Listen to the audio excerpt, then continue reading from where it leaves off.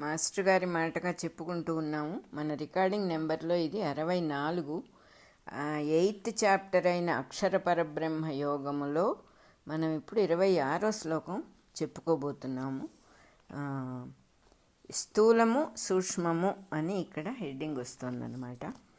ఇక్కడ ఏం చెప్తూ ఉన్నారంటే, మన భూమిని ఒక పాయింట్గా తీసుకొని విశాల ప్రపంచం 4 వైపులకి, అంటే మన తలల మీద నుంచి అన్ని వైపులకి పైన పైన ఎక్కడెక్కడ ఏ లోకాలు ఉన్నాయి, పొరలు పొరలుగా లోకాలు ఉన్నాయని ఊహించుకుంటూ ఉంటే, అలా ఊహించినప్పుడు ఏమవుతుందిట, మన భూగోళము, దాన్ని మనం భూగోళము అనే అన్నారు మన పెద్దవాళ్ళు.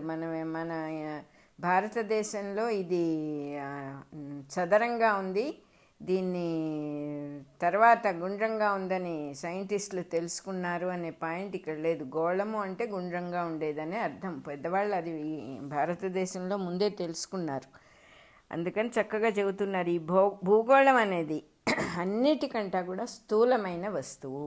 మిగతా వాటితో ఏదైనా ఒకటి కంపేర్ చేస్తే కదా స్థూలం, సూక్ష్మం సూక్ష్మం సూక్ష్మం అని మనకు అనేక సార్లు వచ్చింది. ఇక్కడ సూక్ష్మమైన విషయము, సూక్ష్మదేహము, ఈ రకంగా సూక్ష్మము స్థూలము అనే మాటలు ఇంతకుముందు కూడా చాలాసార్లు వచ్చినాయి మనకి. భూగోళము స్థూలమైనది అన్నారు. స్థూలం అంటే మ్యాటర్ అన్నమాట, ఒక ఘన పదార్థం. ఇప్పుడు మన దేహం కూడా స్థూల దేహం, లోపలగా సూక్ష్మదేహం ఉంటుంది అంటారు. ఈ స్థూలము అనే మాట భూగోళానికి ఉన్నది, ఈ చెప్పుకొస్తూ ఉన్నారనమాట. ఇది స్థూలమైతే భూగోళము, అంతకన్నా నీళ్లు కొంచెం సూక్ష్మం. అంత స్థూలత్వం లేదు నీళ్ళకి, కదిలిపోతూ ఉంటాయి, కదలకుండా ఉండే ప్రాసెస్ లేదు దానికి. ఆ నీళ్ల కంట గాలి సూక్ష్మం,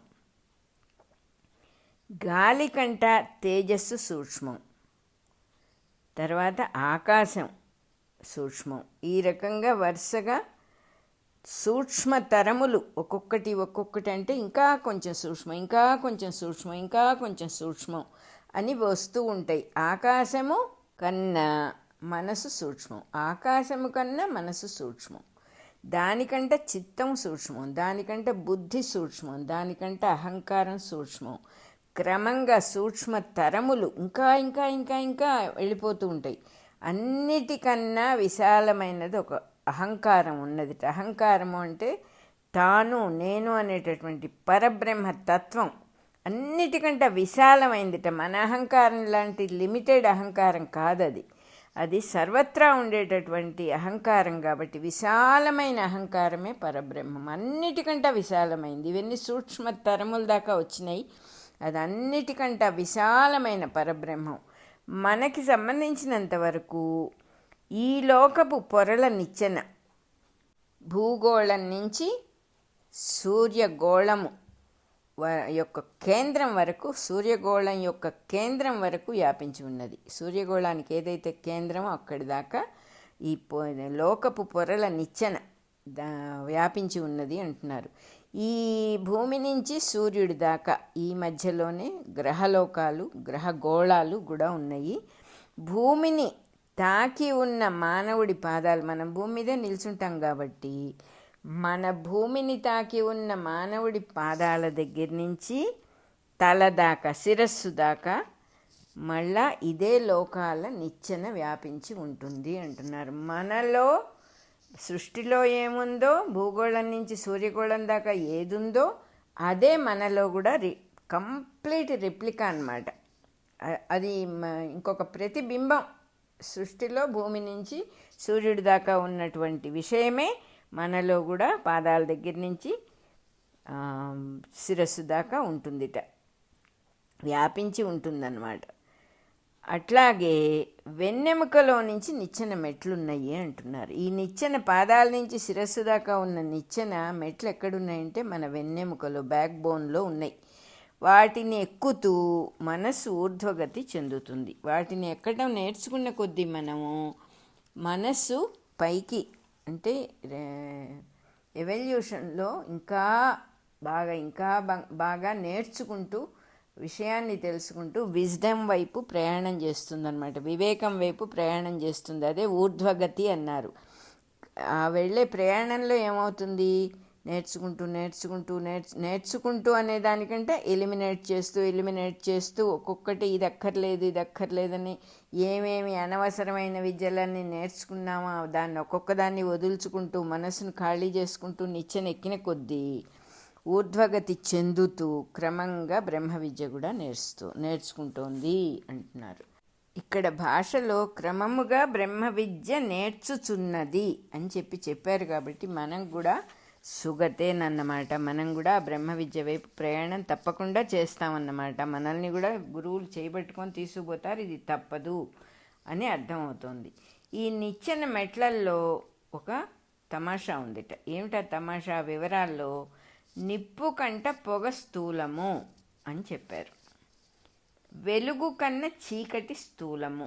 ఈ సృష్టి మొత్తంలో ఏది స్థూలము ఏది సూక్ష్మము అనే విషయం ఇంకా కూడా వివరంగా చెప్తూ ఉన్నారు. వెలుగు కన్నా చీకటి స్థూలం, శుక్లపక్షం కన్నా కృష్ణపక్షం స్థూలం. శుక్లపక్షం అంటే ఏమిటి? పూర్ణిమ వైపు ప్రయాణం, వెలుగు వైపు ప్రయాణం. కృష్ణపక్షం అంటే ఏమిటి? అమావాస్య వైపు ప్రయాణం. అదేవిధంగా ఉత్తరాయణం కన్నా దక్షిణాయనం స్థూలము. ఇక్కడ సూక్ష్మం గురించి చెప్పట్లే, స్థూలం గురించి చెబుతున్నారు. అదే రకంగా బ్రహ్మ పగలు కన్నా బ్రహ్మ రాత్రి స్థూలం. మన మెలకువ కన్నా నిద్ర మనకు స్థూలము. బండ నిద్రపోయావా అని అడుగుతారు కదా, ఆ స్థూలంగా పడిపోతాడు కదా నిద్రలో. మన సహజ ప్రజ్ఞ కన్నా ఇంద్రియాల్లో, మనస్సుల్లో, దేహధాతువుల్లో పనిచేసే ప్రజ్ఞ స్థూలము. ఇక్కడ బాగా మనం అర్థం చేసుకోవాలి. ఈ శరీరం మనకి ఏమేం ప్రొవైడ్ చేస్తుందో వాటన్నిటికంటా కూడా మన ప్రజ్ఞ, మనంగా ఉన్న ప్రజ్ఞ సూక్ష్మమైంది, అన్నీ తెలిసినది, మనని గైడ్ చేయగలిగింది. మనం దాన్ని వదిలేసి దీన్ని పట్టుకుంటూ ఉన్నాం. ఒక చిన్న ఇది చెప్తాను, స్టోరీ. ఏంటంటే స్టోరీ కాదు యాక్చువల్గా, ఒక ఇన్సిడెంట్. ఒక సన్యాసి చాలా గొప్పవాడు, అన్నీ వదిలి, చాలా మహారాజు అంతటి సంపద కలిగిన వాడు, అన్నీ వదిలేసి సన్యాసం పుచ్చుకున్నాడు. ఎవరైనా పెడితే తింటాడు, లేకపోతే లేదు. అటువంటి వాడి దగ్గరికి ఒక బాగా ధనవంతుడైన వాడొకడు వెళ్ళాడు. చిన్నవాడు వాడు, వెళ్ళి చెప్పాడు, స్వామి మీరు ఎంత గొప్పవారు, ఇంత ఆస్తిని, ఇంత ధనాన్ని వదిలేసి మీరు ఈ రకంగా భోజనానికి కూడా ఎవరైనా పెడితే కానీ లేని పరిస్థితిలో ఉన్నారు. ఎంత గ్రేట్ నిజంగా, సన్యాసం అంటే ఇదేగా వాళ్ళు, చాలా గొప్పవారు అన్నాడు. అంటే ఆయన ఏమన్నారంటే, ఆ సన్యాసి గారు, లేదు నాయన, నాకంటే మీరందరూ గొప్పవాళ్ళు అన్నాడు. అదేమిటి స్వామి, మీకంటే మేం గొప్పవాళ్ళం అవటం ఏమిటి అంటే, అవును, నేనున్న స్థితి హయ్యెస్ట్ ప్రపంచంలో. ఇది నా ప్రజ్ఞని నేను తెలుసుకున్నా. ఇంతకంటే ధనం అనేది ఇంకొకటి లేదు. మీరు దీన్ని త్యాగం చేసి డబ్బు వెనకాల పడుతున్నారు కాబట్టి గొప్ప వస్తువుని త్యాగం చేసిన వాళ్ళు మీరు. నేను గొప్ప వస్తువుని త్యాగం చేయలే, నేను పిచ్చి వస్తువులన్నీ త్యాగం చేసి గొప్ప వస్తువుని పట్టుకొని ఆనందంలో ఉన్నా. మీరు ఆనందాన్ని, బ్రహ్మానందాన్నే త్యాగం చేసి చిన్న చిన్న ఆనందాల కోసం వెళ్ళేవాళ్ళు మీరే గొప్పవాళ్ళు నాయన అన్నట్టు. అట్లా ఉంటుంది మనకి. మనం ఏది కావాలి ఏది వద్దు అని మనం అనుకుంటున్నామో, అంటే ఇప్పుడు అన్నీ వదిలేసేసి రోడ్ల మీద పడమని ఎవరు చెప్పటం లేదు. ఇక్కడ ఏం చెప్తూ ఉన్నారంటే, ఏది ఏమిటో తెలుసుకుంటే జరగవలసినవి అవే జరుగుతాయి. మనం ఎందుకు ఈ పుస్తకం చదువుకుంటున్నాం, ఎందుకు ఇంత వివరంగా చెప్పుకుంటున్నాం అంటే, విషయం తెలుసుకోవడం ఒక్కటే. ఇంకా మిగతా మనం చేయాల్సింది ఏం చేయాలో కూడా చెప్తూ ఉన్నారు అక్కడక్కడ. ఏం చేయాలి? విషయం తెలుసుకొని నన్ను నేను తెలుసుకోవడమే ఇక్కడ పరమావధి. నన్ను నేను అని ప్రతివాడు అనుకోవాలి. నువ్వు తెలుసుకోనైనా అనే ప్రాసెస్ ఇక్కడ లేదు. నన్ను నేను తెలుసుకోవడం. అందుకే పరమాత్మ కూడా నన్ను స్మరింపుము అన్నారు. ఎందుకంటే నేను అనేది ఒక్కటే వాస్తవం. నీవు అనేది పరమాత్మ విడిగా ఉన్నాడు అనుకోని నీవు అంటే అది ఫాల్స్ అవుతుంది. అందుకని ఇక్కడ వివరంగా చెప్తూ ఉన్నారు, ఏది స్థూలము ఏది సూక్ష్మము. పగలు కంటే రాత్రి స్థూలం, మన నిద్ర కూడా స్థూలం. మన ఇంద్రియాలన్నిట్లో ఎంత చాలా తెలివిగలవాడండి. ప్రపంచంలో ఆయనకి నోబెల్ ప్రైజ్ వచ్చిందండి. ఆయన తెలివికి అద్భుతమైన తెలివండి. ఎన్ని చెప్పినా కూడా ఈ మనలో ఉన్న సహజ ప్రజ్ఞ కంట, ఇంద్రియాల్లో, మనస్సులో, దేహధాతువుల్లో పనిచేసే ప్రజ్ఞ సెకండరీయే, స్థూలమే. అది అసలు ప్రజ్ఞ మనంగా ఉన్నాము అని చెప్తూ ఉన్నారు. ఈ విధమైన విజ్ఞానం శుక్ల కృష్ణ గతులుగా జగత్తునకు జగత్తులో ఇమిడి ఉన్నది అంటున్నారు. ఈ విధమైన విజ్ఞానము శుక్లగతిగా కృష్ణగతిగా సృష్టిలో ఇమిడి ఉన్నాయి. ఈ సృష్టిలో ఉన్న విషయాలే మాట్లాడుకుంటున్నాం మనం. చీకటి వైపు వెళ్ళేదాన్ని కృష్ణగతి అంటారు, వెలుగు వైపు వెళ్ళేదాన్ని శుక్లగతి అంటారు. అది సృష్టితో పాటే ఉంటుంది కాబట్టి శుక్ల కృష్ణ గతులు శాశ్వతమైన విషయాలు. జగత్తు ఉన్నంతకాలం శుక్లగతి కృష్ణగతి అనేవి తప్పకుండా ఉంటాయి, శాశ్వతములు. ఇందులో సూక్ష్మంలో మన ప్రజ్ఞ సూక్ష్మంలోకి ప్రసరిస్తోంది అంటే అది వెలుగుబాట, స్థూలంలోకి ప్రసరిస్తోంది అంటే అది చీకటి బాట. ఇందాక నుంచి చెప్పుకున్నాం కదా, రాత్రి అంటే స్థూలము, అట్లా పొగ అంటే స్థూలము, వెలుగు కంటే చీకటి స్థూలము, ఉత్తరాయణం కంటే దక్షిణాయనం స్థూలము. ఈ రకంగా చాలా చెప్పుకున్నాం కదా. మనం ఎటువైపు నుంచి ఎటువైపు ప్రయాణం చేస్తున్నామో అది చెప్తూ ఉన్నారు. సూక్ష్మం వైపు ప్రయాణం చేస్తే అది వెలుగుబాట, స్థూలం వైపు ప్రయాణం చేస్తే అంటే ఎప్పుడు పడుకొని ఉంటాడండి అంటే అది చీకటి, అది స్థూలం, అది అజ్ఞానం. అటువైపు ప్రయాణం వెలుగు వైపు ప్రయాణం కాదు, చీకటి వైపు ప్రయాణం. ఈ రకంగా జీవులు కృష్ణగతి వల్ల దేహాలు ధరించి కిందకు వస్తున్నారు. అసలు ఎందుకు భూమి మీద పుట్టడం అనేది జరుగుతుందంటే చీకటి వైపు చూస్తూ ఉన్నారు కాబట్టి కృష్ణగతి వల్ల భూమి మీదకి రావటం అనేది జరుగుతోంది. అందువల్ల దేహాలు ధరించి చూస్తున్నారు. శుక్లగతి వల్ల అంతర్యామిత్వమైన తమ తత్వమును ఎరిగి అంటున్నారు. శుక్లగతి వల్లే మనకు తెలుస్తోంది. శుక్లగతిలో ప్రయాణం మొదలుపెట్టంగానే మనకు తెలుస్తోంది. ఏం తెలుస్తోంది? అంతర్యామిత్వంగా ఏదుంది? అంతర్యామి అని అనేకసార్లు చెప్పుకున్నాం. లోపల చరించే వస్తువుగా ఏది ఉందంటే నేనే ఉన్నాను, ఈ తత్వం నేనే, ఈ అంతర్యామిత్వమైన తత్వం నేనే అని తెలుసుకొని అందులో వ్యవహరిస్తారు. శుక్లగతి వల్ల అందులో వ్యవహరించడం చేతవుతుందిట. ఈ రెండు మార్గాలు కూడా అంటే శుక్లగతి కృష్ణగతి రెండు మార్గాలు దేహధారులకు తప్పనిసరి. మన దేహం ధరించిన వాళ్లకు రెండు మార్గాలు తప్పవు. శుక్లగతి కృష్ణగతి అనేది తప్పు. రాత్రి పగలు ఎలా తప్పదో ఇది కూడా అలాగే తప్పదు అంటున్నారు. అందులో ఒకదాని నుంచి తప్పించుకొని రెండో దాన్ని మటుకే పట్టుకుందాం అంటే ఎవరికి సాధ్యం కాదు. అంటే మనం ఇప్పుడు ఇది చదువుతున్నాం కాబట్టి అమ్మో కృష్ణగతి వైపు వెళ్ళకూడదు. ఇన్నాళ్ళు మనకి జ్ఞానం లేదు కృష్ణగతి శుక్లగతి అని భగవద్గీతలో చెప్పేదాకా. ఓహో శుక్లగతి వైపు వెళ్ళాలా, నేను కృష్ణగతి వైపు వెళ్తున్నానా అనే భయం వచ్చి దాని నుంచి ఎట్టాగొట్ట తప్పించుకుందాం అంటే అది ఎవరికి సాధ్యం కాదు అంటున్నారు. 26వ శ్లోకం అయిపోయింది ఇక్కడ. ఈ మార్గంలో చిక్కుకోకుండా, మరి ఈ పుస్తకం ఎందుకు పరమాత్మ మనకి జ్ఞానం ఎందుకు ఇచ్చారు? దీంట్లో చిక్కుకోకుండా ఉండే నేర్పు మనకి చూపించడానికే పరమాత్మ ఇచ్చారు. ఈ మార్గంలో చిక్కుకోకుండా వ్యవహరించటం మాత్రం సాధ్యమవుతుందిట. దీని నుంచి తప్పించుకోలేం, కానీ దీంట్లో చిక్కుకోకుండా స్కిల్ఫుల్గా మనం ప్రయాణం చేయొచ్చు అని చెప్పి సాధ్యమవుతుంది. అది దీంట్లో చిక్కుకోకుండా నువ్వు జాగ్రత్తగా you can manage your self అని చెబుతున్నారు. దానికి కృష్ణుడు పరమాత్మ ఇంకో చోట ఇంకో తాళం చెవిచ్చాట. అంటే ఈ తలుపు కనుక తీసావంటే నీకు ఈ కృష్ణగతి ప్రాబ్లం ఉండదు అన్నట్టుగా. సర్వజీవులకు ఏది రాత్రో దాని యందు మేల్కొని ఉండువాడు సంయమము గలవాడు. ఇది చాలా జాగ్రత్తగా అర్థం చేసుకోవాల్సిన విషయం. ఇదివరకే రాత్రి పగలు అని మనకి సింబాలిక్గా చెప్తూ ఉన్నారు, కానీ సర్వజీవులకు ఏది రాత్రి అంటే సర్వజీవులు దేని యందు నిద్రపోతున్నారో, సర్వజీవులు దేని యందు నిద్రపోతున్నారు? అసలు తెలుసుకోవలసిన విషయం యందు నిద్రపోతున్నారు. అన్కాన్షియస్గా ఉంటున్నారు. కాన్షియస్నెస్లో ఉండవలసిన వాళ్ళు అన్కాన్షియస్నెస్లో నిద్రపోతున్నారు.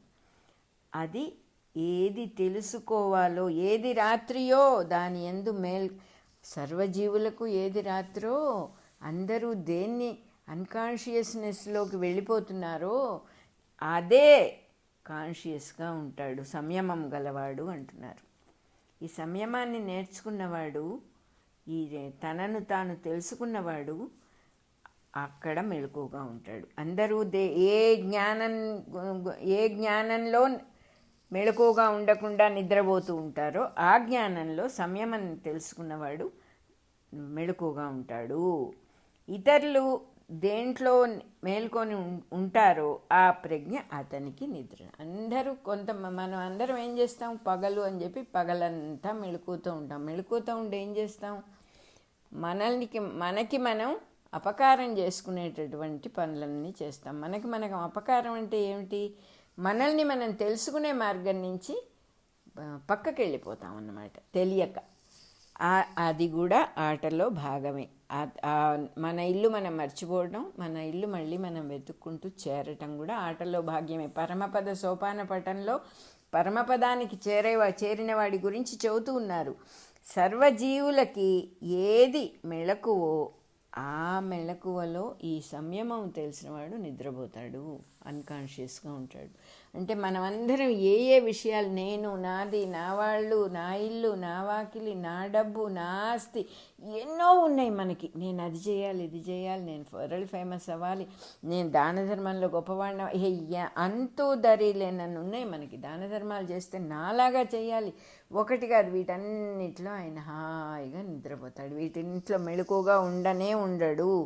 ఆయన మెళకువగా ఉండే స్థితి ఏమిటి, తాను అనే ప్రజ్ఞ యందు మాత్రమే మెళకువగా ఉంటాడు. అక్కడ మనం అందరం కూడా నిద్రపోతున్నాము అని చెప్తూ ఉన్నారు. సో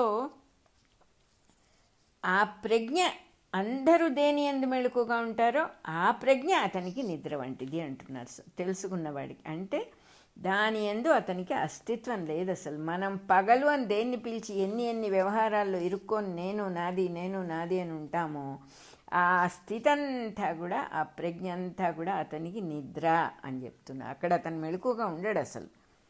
అంటే దాని యందు వాడికి అసలు అస్తిత్వమే లేదు, ఆ జీవుడికి, ఆ తెలుసుకున్నటువంటి మహానుభావుడికి. ఇందులో అర్థం ఏంటంటే సంయమము లేనివాళ్ళు. సంయమం అంటే కొద్దో గొప్ప తనని తాను తెలుసుకోవాలనే తృష్ణ, దైవాన్ని గట్టిగా పట్టుకోవడం, ఇదొక మార్గం ఉంది వెళ్ళాలి అని తెలుసుకొని వెళ్ళి ఆ మార్గంలో నిలబడినవాడు సంయమము గలవాడు. ఈ సంయమం లేని వాళ్ళు ఏం చేస్తారు పాపం, ఇంద్రియాల్లో వాటి ప్రవృత్తుల్లో మేలుకొని పనిచేస్తూ కర్మని సృష్టించుకుంటాం. మనం చేసే పని చెప్తూ ఉన్నారు ఇక్కడ. లేవంగానే మన ప్రపంచం అంతా సృష్టించుకొని అక్కడ కొత్త కర్మని మళ్ళీ అంటే మనం ఒక చోట హుక్ చేసుకుంటున్నాం అన్నమాట. కొత్త కర్మని సృష్టించుకుంటున్నాం మనం. ఆ కర్మని సృష్టించుకోవడం వల్ల, ఎందువల్ల సృష్టించుకుంటున్నాం అంటే ప్రవృత్తుల్లో మెళుకు వస్తుంది మనకి. అక్కడ మెళుకు, ఇంద్రియ ప్రవృత్తుల్లో మెళుకుగా ఉన్నాం. సో కర్మని సృష్టించుకుంటాం. సంయమం గలవాడు ఏం చేస్తాడు, దేహము, ఇంద్రియాలు, మనస్సు వీటిని కంప్లీట్గా పక్కన పెట్టి దీనికి అతీతమైన తానొకడున్నాడు, తన యందే ఉంటాడు. తనను విడువకుండుటయే జ్ఞానము అన్నారు రమణ మహర్షి. తనను విడువకుండుట అంటే విషయం తెలిసినవాడు, ఉన్నది నేనే, ఇవన్నీ నా మీద ఆధారపడి ఉన్నాయి, ఈ దేహాలు, ఈ ఇంద్రియాలు, ఇవన్నీ నా మీద, నా ప్రజ్ఞ లేకపోతే ఇవి ఎక్కడ నిలుస్తాయి, వీటికి అస్తిత్వం ఏది, ఇవి లేకపోయినా నేనుంటాను అని చెప్పినట్టుగా తన యందుండగా సంయమం ఉన్నవాళ్ళు దేహము, ఇంద్రియాలు, మనస్సులకు అతీతమైన తన యందుండగా కర్తవ్యం కోసం మాత్రం దేహము, ఇంద్రియాలు వినియోగపడుతూ ఉంటాయి. అవసరానికి అవి వాటంతట అవే పనులు చేస్తూ ఉంటాయి, ఊరుకోవు. అవి అవసరానికి పనిచేస్తాయి కానీ అవి ఈయనని వశపరుచుకోవు. ఈయన వాటి వశంలో ఉండడు. ఈయనకి తెలుసు తానెవరో తెలుసు. అంటే యజమాని ఉన్నాడు ఆ ఇంట్లో. యజమాని ఉన్నప్పుడు సేవకులందరూ కూడా వాళ్ళ పనులు చక్కగా చేస్తారు, ఎవరు పనులు మానేరు. అదే యజమాని లేని ఇంట్లో సేవకులే యజమానులు అయిపోతారు. అలా కాకుండా ఈ సంయమం తెలిసినవాడు యజమాని అన్నమాట. అన్నీ ఇంద్రియాలు, మనస్సు అన్నీ కూడా వినియోగపడుతూ ఉంటాయి, అవసరానికి పనులు చేస్తూ ఉంటాయి. ఈ రెండు అంశాలని కూడా మనం సమన్వయం చేసుకోవాలి. ఎట్లా సమన్వయం చేసుకోవటం, ఈ రెండు ఎలా కలపటం, చీకటి వెలుగు ఎలా సంయమం చేయటం. సంయమము కాని వాళ్ళని కృష్ణగతి బంధించేస్తుందిట. సంయమం అయిన వాళ్ళకంటే విషయం తెలుసుకుని నిలబడ్డ వాళ్ళకి అదే శుక్లగతి అవుతుందిట. ఓ మై గాడ్, కృష్ణగతే శుక్లగతిగా మారిపోతుంది తెలుసుకున్నవాడికి. సామాన్యుల దృష్టిలో దేన్నైతే శుక్లగతి, చీకటి, స్థూలము అని పిలుస్తున్నామో సంయమం ఉన్నవాళ్ళు దాన్ని లెక్క చేయరు. అంటే వాళ్ళకి ఉంటుంది, వాళ్ళకి ప్రపంచంలో నుంచి వాళ్ళు ఎక్కడికి పారిపోలే, సృష్టి అంతా ఉంది వాళ్ళకి. తన దేహం అని ఉంది, తన అవసరాలనున్నాయి, తన ఇంద్రియాలనున్నాయి. కానీ వాటికి ఆయన ఇంపార్టెన్స్ ఇవ్వడు. ఎందుకని? ఇంపార్టెంట్గా ఏది తెలుసుకుంటే ఇంకా వేరొకటి తెలుసుకోవాల్సిన అవసరం లేదో అక్కడ నిలబడ్డాడు ఆయన. అందువల్ల ఏం చేస్తాడు, శుక్లగతి అనే అని అంటూ ఉన్న దాంట్లో సామాన్యుల దృష్టిలో శుక్లగతి అంటున్నారు. అంటే ఆ మహానుభావుడి దృష్టిలో దాన్ని శుక్లగతి అని పిలవడు. అంటే he will not separate it from anything. శుక్లగతి కృష్ణగతి అని రెండు కనపడవు ఆయనకి. ఏం చేస్తాడట, లెక్క చేయట, పెద్ద పట్టించుకోడు. అంటే ఏంటి, వెలుగైతే చాలా సుఖంగా ఉంటుంది, నేను వెలుగు వైపే ప్రయాణం, ఎలాగైనా సరే నాకు అది కావాలి అని ఉండదు ఆయనకి.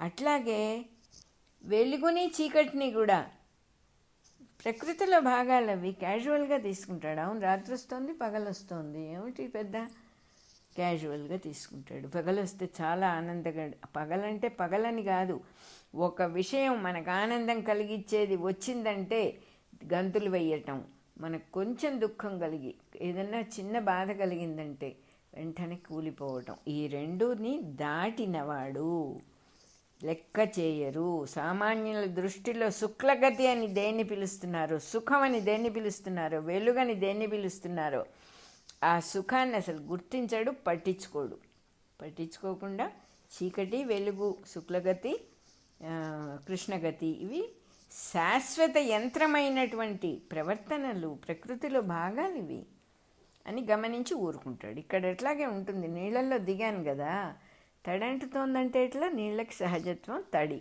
ఉంటుంది, ఏముంది, సో వాట్, నేను నీళ్ళల్లో దిగాలి, నాకు తడి అంటకూడదు అంటాం మనం. నేను భూమి మీద అన్నీ చేస్తాను, అన్ని కోరికలు కోరుతాను, అన్ని రకాలుగా నా ఇష్టం వచ్చినట్టు ఉంటాను, కానీ నాకు కష్టం కలగకూడదు అంటే ఎలా అవుతుంది, అవదు. సో శాశ్వత యంత్రంలోని ప్రవర్తనలట చీకటి, వెలుగు, చీకటి అనేవి ప్రకృతిలో నేచర్లో ఉన్న భాగాలు, నేచర్లో ఉన్న శాశ్వత యంత్రంలోని ప్రవర్తనలు. గడియారం తిరగాలండి కానీ దానికి ముళ్ళు ఉండకూడదు అని ఎట్లా అంటాం మనం, అది శాశ్వతమైన విషయం, ఉంటాయి అవి. అప్పుడు వాళ్ళకి కూడా చీకటి పడుతుంది. అది సంయమము తెలుసు అయిన వాళ్ళకి, నిలబడిన వాళ్ళకి కూడా, మహాత్ములకు కూడా చీకటి వస్తుంది, వెలుగు వస్తుంది. కానీ వారికి అవి ఉండవు. ఎందుకంటే he is not giving any importance. అది చీకటి వచ్చినా ఓకే, వెలుగు వచ్చినా ఓకే, ఇది నాకు కావాలి అనేటటువంటి నేను వేరు, ఇది నాకు కావాలి అనే ప్రాసెస్ కనుక పోతే, అంటే అయ్యో ఇప్పుడు మనం కృష్ణగతి దాటి శుక్లగతికి ఎలా వెళ్తాం అని మనం దిగులు పడాల్సిన పని లేదు. మనకి ఏది వద్దు, అన్నిటికంటే అమూల్యమైన వస్తువు మనంగా మనతోనే ఉన్నది. అందుకే చీకటికి అవ్వల వెలుగు అని వేదాలు చెప్పినట.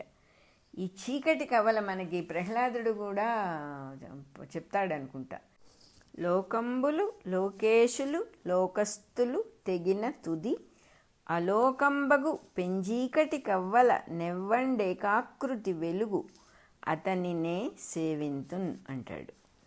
అట్లాగే ఏమిటి అర్థం దీనికి, లోకంబులు లోకేశులు, మనం ధ్యానం చేయడానికి కూర్చుంటాం, మన మనస్సులో నుంచి ఈ లోకాలన్నింటినీ తీసేసాం, పక్కన పెట్టాం, లేకపోతే ధ్యానం అవ్వదు కదా. ఈ లోకాలని ఏలే వాళ్ళందరినీ కూడా, మనం దేవతలని అనేక మందిని కోల్చే వాళ్ళందరినీ కూడా వదిలేసాం.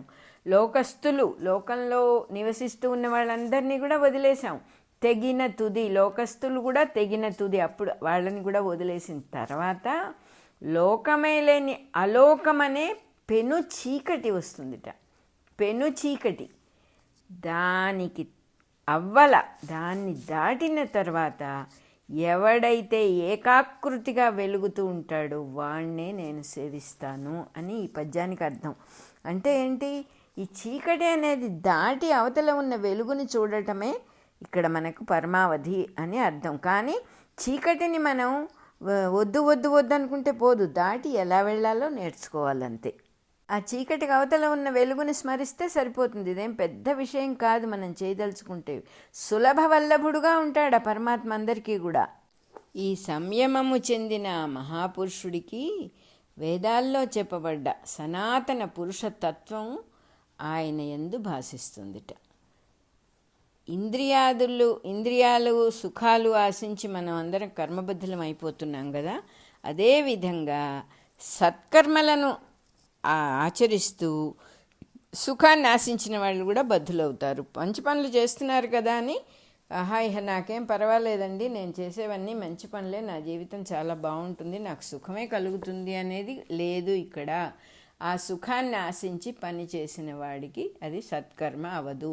ముందు నుంచి చెప్తూ ఉన్నారు, ఫలితాన్ని ఆశించి చేసే పని సత్కర్మ కాదు అని చెప్తూ ఉన్నారు. ఎట్లా అయితే ఈ మంచి చెడు లేకుండా పనులు చేస్తూ కర్మబుద్ధులు అయ్యేవాళ్ళు ఉన్నారో, అదేవిధంగా సత్కర్మలు చేస్తూ మంచి మంచి పనులు చేస్తూ సుఖాన్ని ఆశించి చేస్తూ ఉన్నారు, ఎంజాయ్ చేస్తున్నారు, అందులో వాళ్ళు కూడా కర్మబద్ధులు అవుతున్నారు అంటున్నారు. ఇక్కడ యూజీ గారు చెప్పిన మాట ఒకటి చెప్పాలి. ఏంటంటే, బిచ్చగాడికి 10 రూపాయలు ఇచ్చి వాడి మొహంలో ఆనందం చూసి మనం కూడా ఆనందపడి, వాడు అవతలికి వెళ్ళిపోయినా కూడా మనం ఆ విషయం ఏమండి 10 రూపాయలు ఇచ్చానని వాడు ఎంత ఆనందపడ్డాడో అని మనం మళ్ళీ మళ్ళీ తలుచుకుంటూ ఉండటం కూడా సత్కర్మ కాదు. ఆయన చెప్పారు, ఇచ్చారుగా మర్చిపోండి, ఇంకెందుకు మళ్ళీ ఇంకా వాడి గురించి మాట్లాడతారు ఎందుకు, అయిపోయింది, ఫినిష్డ్. ఇంక మళ్ళీ వెనక్కి తిరిగి చూసుకోక్కర్లా ఏది కూడా. ఓ పని చేశాక వెనక్కి తిరిగావా కర్మ వెంటబడుతుంది, జడ్జిమెంట్ చేసావా కర్మ వెంటబడుతుంది. ఆ జడ్జిమెంట్ వల్ల నెక్స్ట్ యాక్షను టెయింటెడ్ అయిపోతుంది. మనం వెనక్కి తిరిగి నేను సరిగా ఉన్నానా లేదా, నేను చేసే పని బాగుందా లేదా, ఎందుకు పరమాత్మ మీద నమ్మకం లేదా మనకి? మన చెయ్యి ఆయన చేతిలో పెట్టలేదా మనం? అన్నీ ఆయనే చూసుకుంటాడు. పాల ముంచినా నీట ముంచినా అన్నాడు రామదాసు.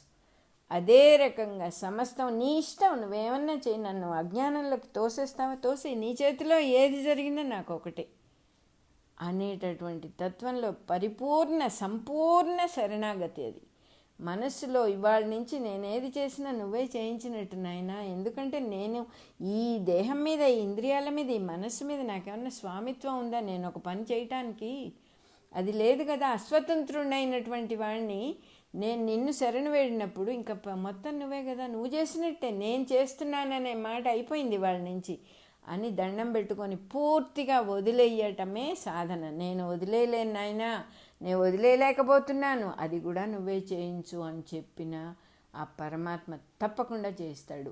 మనం ఎవరిని నమ్ముకున్నామో వాడి శక్తిని ఎప్పుడూ శంకించకూడదు.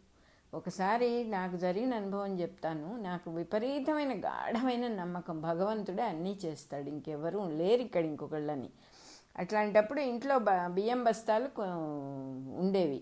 అవి ఎప్పుడు కూడా ఎలుకలు కొట్టేస్తాయని అందరూ భయపడుతూ ఉంటే నేమంటూ పరమాత్మ చూసుకుంటాడు, ఏం భయపడక్కర్లేదు అనేదాన్ని. కానీ ఒకరోజు ఎలుకలు ఫుల్గా కొట్టేసినాయి. కొట్టేయంగానే నాకు అనిపించింది, ఇది ఎవరు చేస్తుంటారు ఈ పని? పరమాత్మ తన చక్రం అడ్డం పెట్టలేదా ఈ పని అవ్వకుండా? అన్నప్పుడు నాకు ఒక విషయం స్ఫురించింది. ఈ ఎలిక మాటకి వేరే ఎక్కడి నుంచన్నా వచ్చింది, ఆయనే వచ్చాడు, నువ్వే వచ్చావు. నీ చక్రానికి ఆగలేనివాడు అసలు ఎవడుంటాడు? నువ్వే. అది దాటాడంటే చక్రధారి చక్రాన్ని ఎవడు దాటగలడంటే చక్రధారి ఒక్కడే దాటగలడు. నువ్వే ఆ ఎలిక రూపంలో వచ్చి చేసావు. నాకు అర్థమైపోయింది నీ వ్యవహారం. అలా మొత్తంగా వదిలేయాలి, తప్పదు. అక్కడ వదిలేసినప్పుడే ఆయన మనని తీసుకుంటాడు. ఆయనే కాదు, మనం కూడా అంతే. మన మీద ఏమండి, మీ మాట మీదే ఇవాళ నుంచి నేను ఉంటానని ఎవడో చెబుతాడు, కానీ ఆ మాట వాడు అందరికీ చెబుతూ ఉంటాడు. మనకు వాడి మీద ఏం విలువ ఉంటుంది? వాడికి ఎందుకు సహాయం చేస్తాం మనం? నిజంగా వాడిని మనల్నే నమ్ముకొని మనం పెడితే తిని, పెట్టకపోతే ఊరుకునేవాడిని, అయ్యో వాడు మనం పెట్టబోతే తినడ్రా పెట్టండిరా వాడికని మనం వాడి గురించి శ్రద్ధ వహిస్తాం. మానవ మనస్సే ఇట్లా ఉంటే ఆ పరమాత్మ ఇంకా ఎట్లా ఉంటాడు? వదిలేసిన వాడిని తప్పకుండా చూస్తాడు. అందుకే ఎలిమినేషన్ అనే మాట వచ్చింది. ఎంత చెప్తాడో రాబర్ట్ ఆడమ్స్, అన్నీ ఎలిమినేట్ చేసి పారేయండి మొత్తం. ఒకటి ఎలిమినేట్ చేయకుండా చెయ్యలేనిది ఒకటి మిగులుతుంది, అదే మీరు అంటాడు. అన్నీ ఒక్కొక్కటే వదిలేసేయండి. మనం ఎన్నో బరువులు నెత్తినేసుకున్న బరువులన్నీ మనం ఖాళీ చేసి, మనసును ఖాళీ చేసి బరువు లేకుండా చేసుకోండి. అప్పుడు అసలు విషయం బాగా స్ప్రౌట్ అవుట్ అవుతుంది, చక్కగా వెలుగంతా బయటకు వస్తుంది అంటాడు. అదే రకంగా ఒకసారి రమణ మహర్షి దగ్గరికి ఆయన చిన్ననాటి స్నేహితుడు వస్తే సరే మామూలుగా చాలా ఆనందపడతారు, ఇద్దరు మాట్లాడుకుంటారు, బాగుంటుంది. కానీ ఆ స్నేహితుడు అంటాడు, నేను ఎన్ని పాపాలో చేశాను, నాలాంటి పాపాత్ముడికి నీ దర్శనం అవటమే గొప్ప విషయం, చాలా సంతోషం నాకు నిన్ను చూసినందుకు అంటాడు. అంటే మహర్షి అంటారు, నువ్వు అన్ని పాపాలు చేసావా, ఒక పని చేయి, అయితే నువ్వు చేసిన పాపాలన్నీ నాకు ఇచ్చేసేయి అని దోసిలి పడతారు మహర్షి. చాలా గజగజ వణికిపోతాడు అతను. నేను ఎటువంటి పాపాలు చేశాననుకో నువ్వు అడుగుతున్నావు నన్ను, నేను ఎన్ని పాపాలు చేశానో, నేను ఇవ్వలేను నీకు అవి అంటే, నాకు కావాల్సినవి అవే, ఇస్తావా ఇవ్వవా అని కంపెల్ చేస్తారు మహర్షి. చివరికి నేను చేసిన పాపాలన్నీ నీకు ఇచ్చేస్తున్నాను అనేదాకా ఊరుకోరు మహర్షి. ఇచ్చేస్తాడు. ఇచ్చేసిన తర్వాత అప్పుడు మహర్షి చెబుతారు, ఇవాళ నుంచి నీ దగ్గర ఏ పాపము లేదు, నువ్వు ప్యూరిటీ అంటే ప్యూరిటీ, ఆ ప్యూర్ అనేటటువంటి పరమాత్మ వస్తువే నువ్వు అని మర్చిపోమాక అని చెప్పి చెబుతాడు. అట్లా మనం ఇది నేను అది చేశాను, నేను ఇది చేశాను, ఈ పాపాలన్నిటినీ భరించగలవాడు ఆ పరమాత్మ ఒక్కడే. ఇచ్చేయచ్చు, ఆయనకి ఏది ఇచ్చినా భరిస్తాడు. తండ్రి సమస్తాన్ని నువ్వే భరించాలి, నా వల్ల ఏమీ కాదు అనే శరణాగతి ఎంత చక్కని మార్గమో దీనికి. ఈ శరణాగతి తెలియక జనం ఎన్నో రకాలుగా దుఃఖపడుతూ ఉంటారు. నేను ఎవళ్ళకి అన్యాయం చేయలేదు, నాకు ఇన్ని బాధలు కలుగుతున్నాయి ఎందుకంటారు. నేను వేదాలు చదివి యజ్ఞయాగాదులు చేస్తున్నానే, నా దేహం కూడా రోగాలతో బాధపడాలా అని ఇంకొకళ్ళు అంటారు. నేను లోకానికి ఉపకారం చేయాలని ఎంత పాటుపడతానో నన్ను ఎవరు అర్థం చేసుకోరని ఇంకొకళ్ళు అంటారు. ఈ దారిద్ర్య బాధ ఏమిటి నాకు, నేను ఎంతమందికి ఉద్యోగాలు ఇప్పించాను అని ఒకళ్ళు అంటారు. అంటే తెలియకుండానే వాళ్ళకి ఒక ఏ పని చేసినా ఫలితం ఆశించటం అనే ప్రాసెస్ వచ్చింది. భగవంతుడికి వదిలేయటం లేదు, ఆ స్కిల్ వాళ్ళకి చేత కావటం లేదు.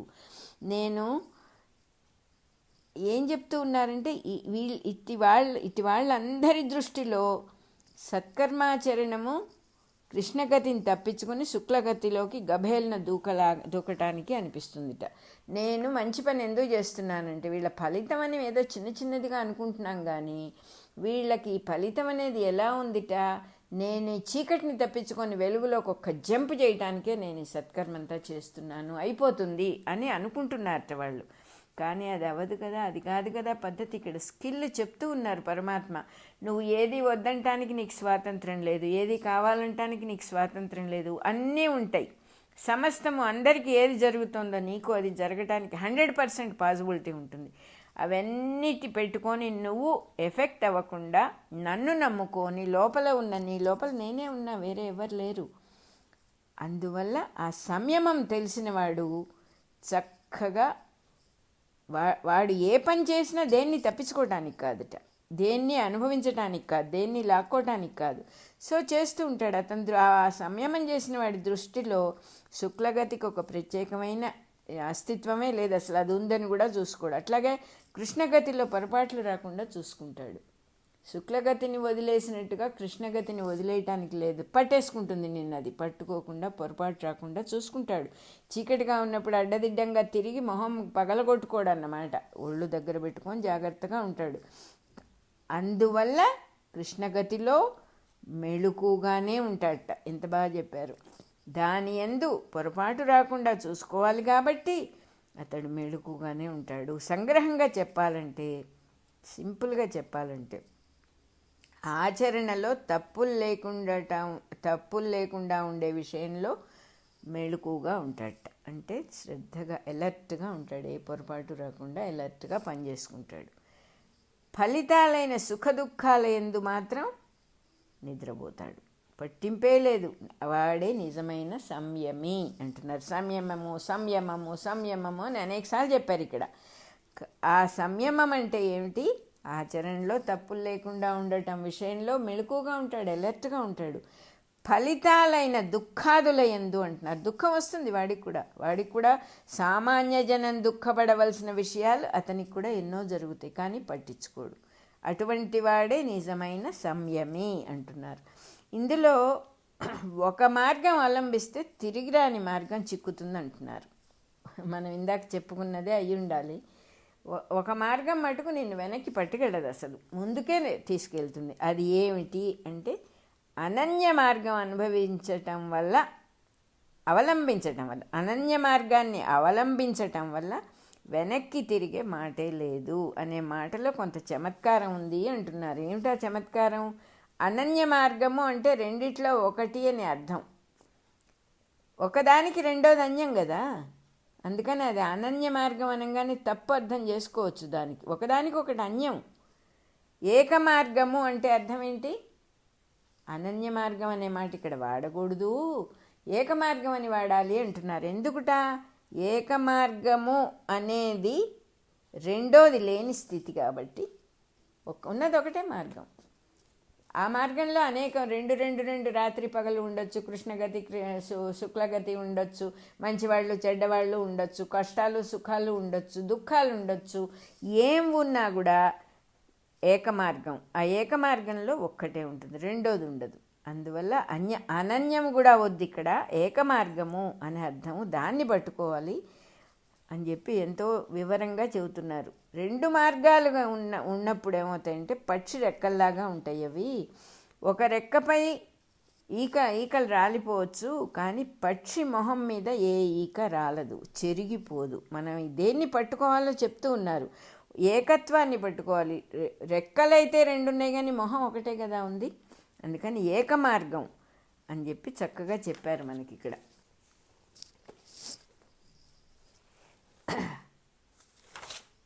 పక్షి రంగుల వంటిది ఒకే మార్గం, అన్ని రంగులు అలాగే ఉంటాయి. రెక్కల్లో ఈక లాంటిది రెండో మార్గం అంటున్నారు. ఇందులో ఉన్న సూక్ష్మమైన విషయాన్ని జారిపోకుండా గ్రహించాలి అని హెచ్చరిక చేయటానికి గీతాచార్యుడు ఇంకా ఇట్లా చెప్తూ ఉన్నట్టే. ఈ రెండు విషయాలు ఉన్నాయి, కృష్ణగతి శుక్లగతి. ఈ గమనాన్ని సరిగా తెలుసుకొని అర్థం చేసుకోవాలి. గమనం అంటే ఇవి ఎలా వస్తున్నాయి, ఎలా పోతున్నాయి. అప్పుడు ఆ గమనాన్ని తెలుసుకున్నప్పుడు వాడెప్పుడు కూడా ఈ గతుల విషయంలో, కృష్ణగతి శుక్లగతి విషయంలో మోహపడడు. అంటే మోహపడటం కృష్ణగతి, మోహపడకుండా ఉండటం కృష్ణగతిని గురించే కాదు, శుక్లగతిని గురించి కూడా జాగ్రత్తగా ఉండాలి. వదిలేయాలి, రెండు ఉంటాయని వదిలేయాలి. ఒక కాయిన్కి 2 సైడ్స్ తప్పకుండా ఉంటాయి, దాన్ని కాయిన్ లాగానే చూడాలి, సైడ్స్ చూడకూడదు. కేవలం యజ్ఞయాగాది క్రతువులన్నీ కూడా చేసి స్వర్గ సుఖాలని కోరేవాళ్ళు కూడా అధోగతికి పోవటాన్ని అనేది పురాణాల్లో అనేక కథల్లో ఉన్నాయి. అన్నీ చేస్తారు, మంచి పనులే చేస్తారు, కానీ వాళ్ళు స్వర్గాది సుఖాల్ని ఆశించి చేస్తారు కాబట్టి అది అనేక కథల్లో ఇవి వివరించారు. ప్రాచీన బర్హి కథలో వివరించబడింది, నిరూపించబడింది. ఇది శుక్లగతిని గూర్చి మోహపడిన వాడి మార్గమేమో ప్రాచీన బర్హి కథలో నిరూపించబడింది. దక్షుడి కథలోనేమో ఇంద్రియలోలుని మార్గం నిరూపించబడింది. ఈ రెండూ దాటిన వాళ్ళు భాగవతులుగా, ముక్తులుగా ఎప్పుడూ కీర్తించబడ్డారు. వాళ్ళు ఈ రెండింటినీ దాటిన వారు. రెండు లేవు, ఉన్నది ఒకటే. అజ్ఞానం కూడా జ్ఞానమయమే, రెండో వస్తువు లేదు. అజ్ఞానంలాగా కనపడుతుంది, కవర్ చేయబడినట్టుగా కనపడుతుంది.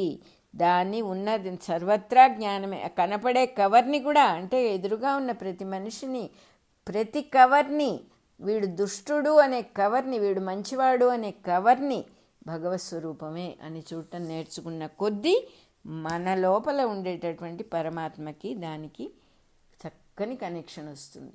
మనం స్కూటర్ స్టార్ట్ చేసేటప్పుడు ఆ స్పార్క్ సమంగా రాకపోతే స్టార్ట్ అవ్వదు. అప్పుడు ఏం చేస్తాము, ఇది తీసి చక్కగా తుడిచి మళ్ళీ పెట్టినప్పుడు చక్కని స్పార్కు వచ్చి టక్మని స్టార్ట్ అవుతుంది బండి. అదే రకంగా మన లోపల ఉన్నవాడిని, బయట ఉన్న విషయాన్ని కనెక్ట్ చేయాలంటే చక్కగా తుడిచేయాలి, నీట్గా తుడిచేయాలి. ఏం తుడిచేయాలి? రెండు లేవు ఇక్కడ. కవర్లాగా కనపడేది కూడా జ్ఞానమే. సర్వత్రా ఉన్నది ఒకటే వస్తువు, రెండో వస్తువు ఉండే అవకాశం లేదు. దీన్ని చక్కగా మనస్సులో నిరూపణ చేసుకోవాలి, అర్థం చేసుకోవాలి. సర్వకాలాల్లో యోగాన్ని అవలంబించాలి. మనస్సులో నిరూపణ చేసుకున్న తర్వాత ఏం చేయాలి? యోగాన్ని అవలంబించాలంటే ఉన్నదంతా ఒకటే అనే మాట బాగా దిమ్మెసగొట్టి మనస్సులోకి మాటిమాటికి ధారణ చేయటమే యోగం. సమత్వమే యోగము అని భగవానుడు హెచ్చరిస్తున్నట్ట. సమత్వము, నాదే మతం అంటే సమ్మతం అని చెప్తూ ఉన్నారు పరమాత్మ. ఆ సమ్మతాన్ని పట్టుకున్నవాడు సమస్తాన్ని పొందుతాడు. The guru has no conflict with the world around. The disciple cannot accept that అన్నారు మన ఎక్కార్ట్ టోలే. అదే రకంగా చుట్టూ ఉన్నదంతా I have no conflict with the world around అండి అనేవారు యూజీ. కరెక్ట్గా అలాగే చెప్పారు ఎక్కార్ట్ టోలే కూడా. శిష్యుడికి పాపం ఇంకా అంత ఇది రాలేదు కాబట్టి పాపం ఏది నచ్చదు, కూర్చొని కళ్ళు మూసుకుంటే మూసుకోలేడు, కాళ్ళ నొప్పులు వస్తాయి, బాధలు వస్తాయి, ఇంకా ఇంకా ఇంకా ఏవో కనపడతాయి. ఈ గురువు గారికి అన్నీ ఓకే, కాళ్ళు నొప్పులైనా ఏదైనా అవన్నీ సృష్టిలో ఉంటాయి, ఉన్నవాడిని నాకు మటుకు ఉండకూడదంటే ఎట్లా, ఎలా జరుగుతుంది అని తెలుసుకున్నవాడు పరమాత్మని చూసుకుంటాడు. ఇది నాకేమీ ఎవడు nobody has given me any mandate అనేవారు యూజీ. అదే రకంగా మనకెవరు ఇవన్నీ ఏదో ఇవన్నీ సర్దుబాటు చేయక్కర్లే, వాటిని దాటి నువ్వు ఎలా బతకాలో నేర్చుకుంటే చాలు అని చెప్పి చక్కగా చెప్పారు. ఇది 27వ భగవానుడు హెచ్చరిస్తున్నట్ట, సమత్వమే యోగము అని. 27వ శ్లోకం అయిపోయింది. వేదాల్లోనూ యజ్ఞాల్లోనూ తపస్సులోనూ దానంలోనూ పుణ్యఫలము అని ఉన్నది అని పెద్దలు చెప్పారు, ఫలం ఉందని చెప్పారు. దాన్ని ఆశించి అవలంబించిన వానిని శుక్లగతి బంధిస్తుంది. అంటే ఫలం కోసం పని చేస్తున్నాడు అన్నమాట. నువ్వు ఆ పని ఎందుకు చేస్తున్నావు అంటే లోపల ఒక ఆశ ఉంది, ఒక కోసం ప్రొడక్షన్ స్టార్ట్ అయిపోయింది అక్కడ.